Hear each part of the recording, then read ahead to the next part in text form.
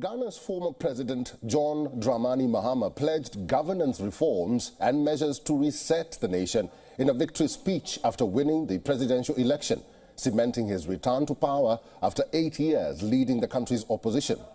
The Electoral Commission said Mahama secured 56.55% of the votes based on provisional results from 267 of 276 constituencies. The voter turnout was 60.9%, which was very good. Here's our report.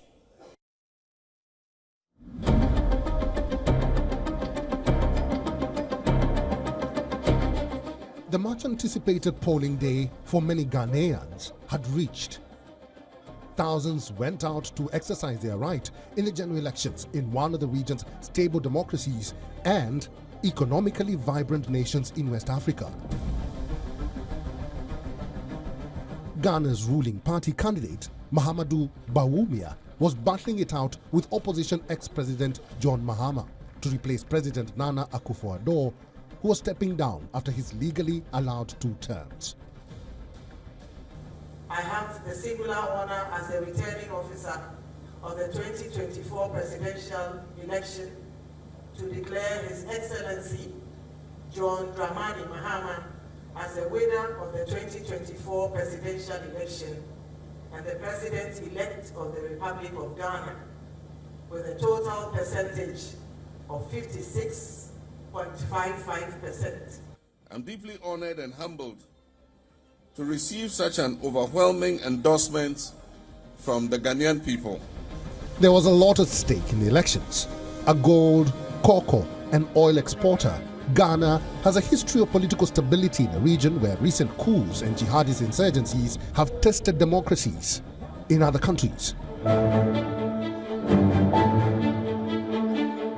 Since the country emerged from its own military rule in 1992, political power in Ghana has alternated peacefully between the NPP and the opposition National Democratic Congress, the NDC. But this year, the country's economic situation has dominated the campaign, with Ghana slowly pulling out of a crisis that prompted a $3 billion bailout with the International Monetary Fund. Inflation has steadily slowed, but it is still at around 23%, with the cost of living triggering scattered protests in the capital Accra this year. Illegal mining, known locally as galamsey, has contaminated Ghana's rivers, destroyed forests and farmland, and created major health risks for people, making it a crucial issue ahead of the general election. It took less than 2 days for the counting of all votes to be completed. The early provisional results showed Mahama in the lead in the tightly contested polls. That eventually forced his rival contender Bawumia to concede and issue this statement that was well received throughout the country and beyond. The people of Ghana have spoken. The people have voted for change at this time, and we respect that decision with all humility. I assure His Excellency John Dramani Mahama of my full support in the transition process.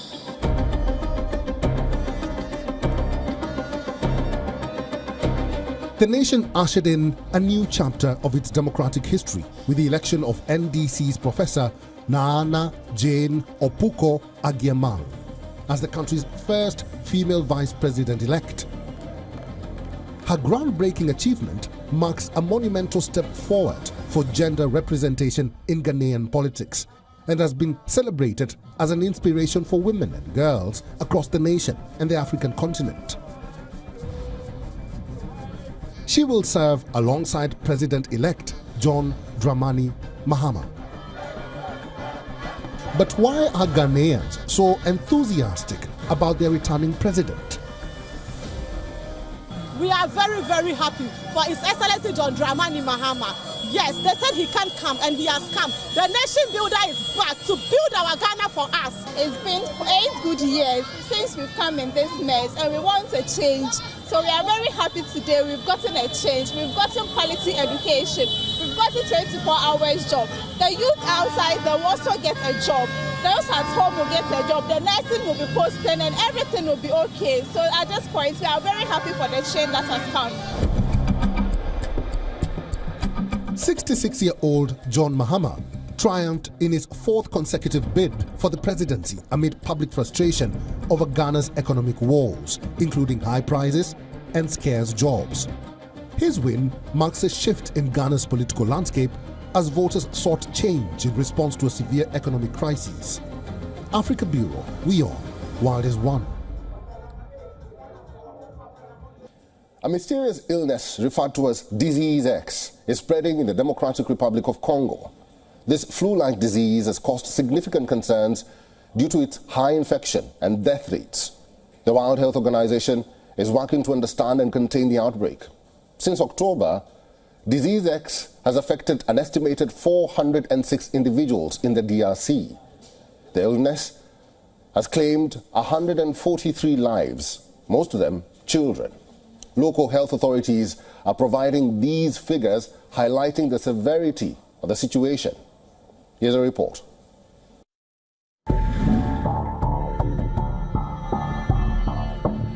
Congo's health authorities issued the alert saying the government is on maximum alert over a mystery flu-like disease that in recent weeks killed dozens of people. Speaking to journalists at a virtual news conference organized by the Africa Centers for Disease Control, warned that the Baanksy region of Congo province, where deaths have been reported, is already a vulnerable region, at risk of typhoid, malnutrition and seasonal flu.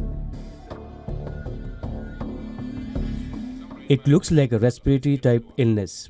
I said, it looks like. We only received the alert 4 or 5 days ago. So don't think that in 4 or 5 days, we can already identify the mode of transmission. We already have experience of Mpox. We have experience of COVID-19. So we'd like the population to be made aware of this new disease, if this disease really exists, to prevent it from spreading.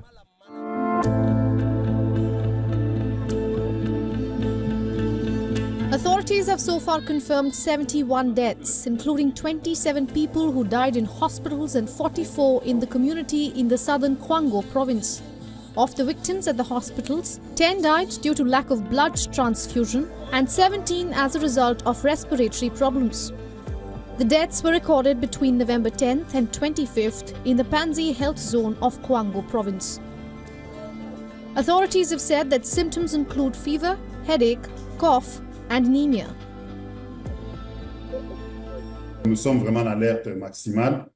We are really on maximum alert. We need to confirm through the diagnostics the suspicions around whether it is a respiratory infection. We must note also that in the Baanksy health zone, there was a large typhoid epidemic 2 years ago, and that the malnutrition rates in this health zone are at around 40%.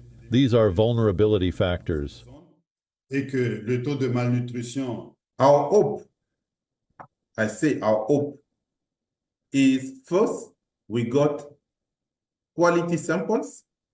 Second, when the samples will arrive to, will be tested to Kikwit, the outcome will reflect the true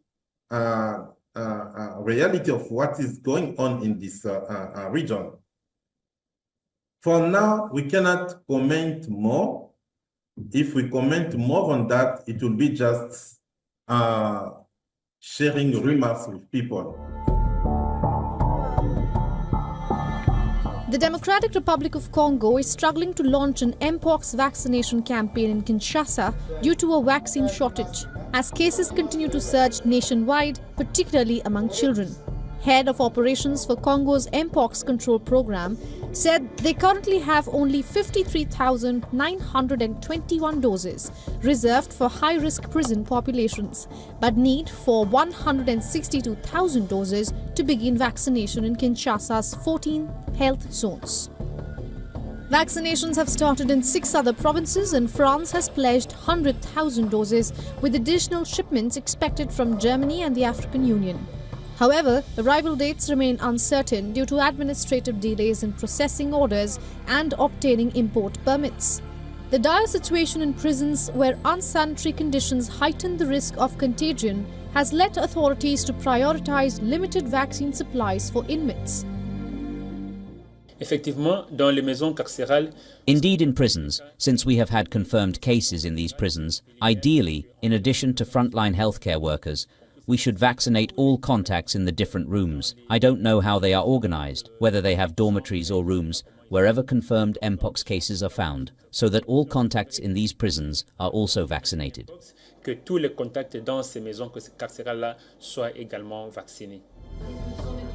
From October 28th to November 2nd, Congo reported more than 1,000 new suspected cases, 45 confirmed cases and 16 deaths.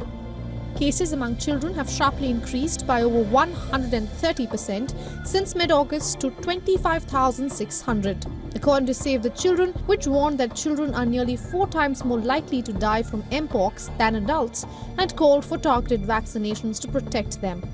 Africa Bureau, WION World is One.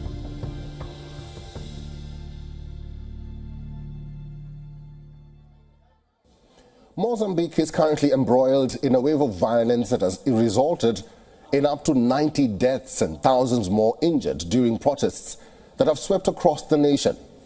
The riots erupted in major cities such as Maputo, Nampula and Zambezia amid allegations of electoral fraud after the 9th October presidential election, in which the ruling Frelimo party's candidate Daniel Chapo was declared the winner. Frustration boiled over into street violence reportedly incited by opposition Renamo leader Venancio Mondlane, who was defeated in the elections and is now calling for the continued mobilization of national protests. Here's the situation in Maputo.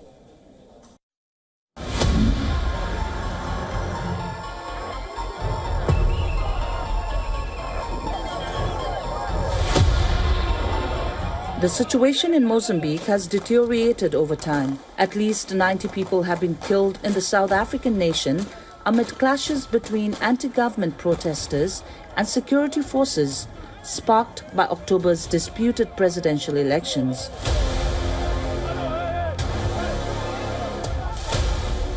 Unrest has rocked the nation since an October 9 polls, which was won by the ruling Frelimo party in power since 1975, but denounced as fraudulent by opposition parties.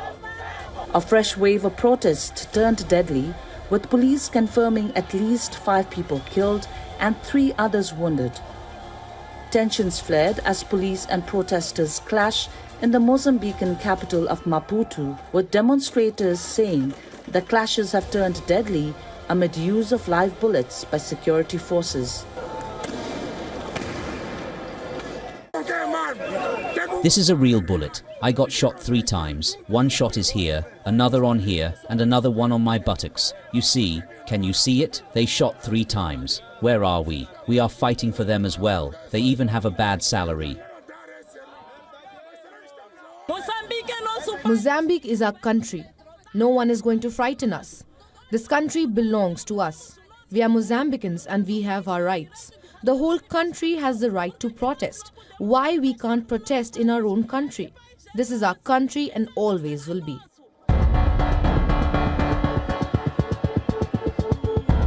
Rights groups have accused police of killing dozens of people in post-election protests after the authorities said Frelimo's Daniel Chapo got 71% of the vote, far more than Mondlane's 20%. Fresh anti-government protests erupted amid an outcry after a police vehicle mowed down a woman at a demonstration in the capital for Venancio Mondlane, the opposition leader disputing October elections. The economy is also wobbling. A long queue of trucks formed as protesters gathered in the Mozambican border town of Ressano Garcia amid ongoing tensions after last month's disputed election.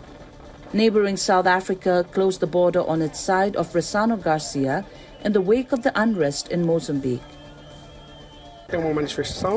This demonstration that we are taking part in is to call attention. We are closing the border. We are doing everything we can to call attention to the state, to call attention to everyone, so that everyone can see what is happening.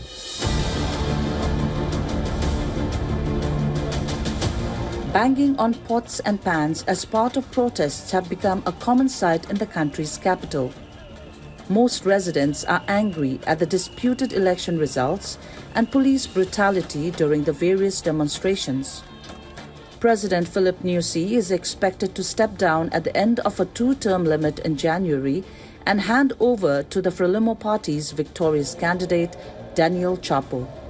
Popular among young voters, Mundlane, a 50-year-old former radio presenter, was until June part of the long-standing opposition party Renamo. He then joined the optimistic party for the development of Mozambique. Africa Bureau, WION, World is One.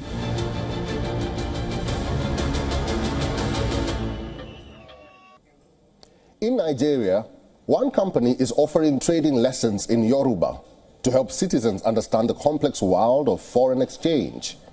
Take a look. Funmilola Aluko carefully dusts and arranges new stock of root herbs as she prepares for the day's business. A herbal practitioner who uses herbs to treat diseases and infections, Aluko takes pride in her work, following a tradition passed down through generations of women in her family. Her shelves are filled with an array of liquid and powdered concoctions she produced herself. Living in Nigeria, where economic uncertainty is a constant reality, she decided to venture into online Forex trading. Unfortunately, her lack of understanding of complex terms led to financial losses. Aluko was pleasantly surprised when she discovered a Forex trading training center offering classes in her native Yoruba language, a breakthrough to finally understanding the complex trading terms. We are in Nigeria. One source of income cannot do it again. I'm a family woman. I have children I'm taking care of. And in the quest of looking for more source of income, I found Forex. And immediately I found Forex. It clicks. And I said, let me just go for it. Learning in her mother tongue renewed her confidence in overcoming initial hurdles. The rise of online Forex brokers and growing popularity of Forex and cryptocurrency trading have led to an increase in trading platforms globally. Selecting the right trading platform is crucial for both novice and experienced users. For beginners, this challenge becomes more daunting with unfamiliar terminologies.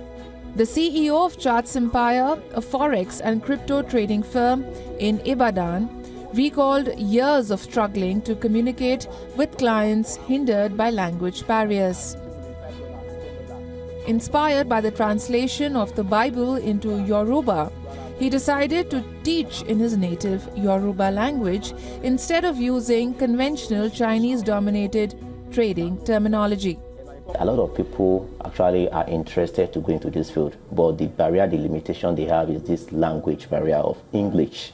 So that's why I sat down that, okay, as a Yoruba person, I understand this. So there should be a way I can break things down to the format in which the Yorubas can understand this. I actually used that to pay off my school fees and sort of some bills. It has been so long now I've been doing P2P, and I actually thank God for that. It has been helping me a little bit. Factors such as internet access, mobile phone boom, youthful population and e-payment solutions are heavily influencing Nigerians to participate in global market trading. Africa Bureau, WION, World is One. A South African sanctuary for rescued farm animals in the Western Cape is proudly presenting its latest four-legged artistic marvel, Banksy, the sheep. Now, the ram, who was rescued in 2022 as a newborn lamb, may have been inspired by Pigasaur, the sanctuary's star pig, who passed away early this year. Here is Banksy's story.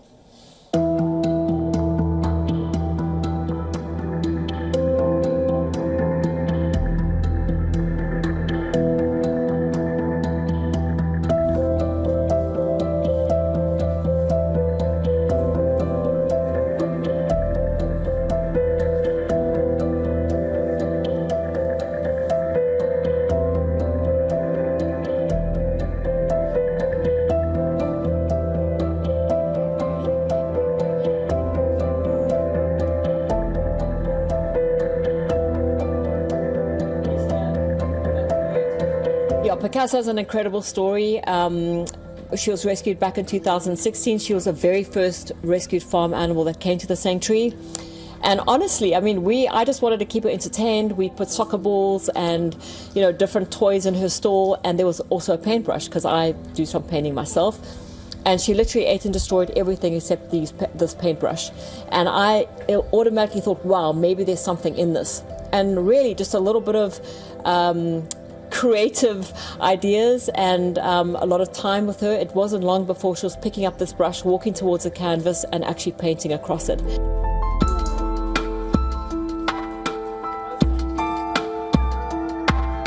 What's happening to these animals behind closed doors on factory farms. And I really believe that if people, we generally love animals, if people could see what is happening to them, they would make kinder choices. So this has been an incredibly positive and creative project whereby using the wonderful medium of paint and art, we can really attract a wide audience and hopefully inspire them to see things differently.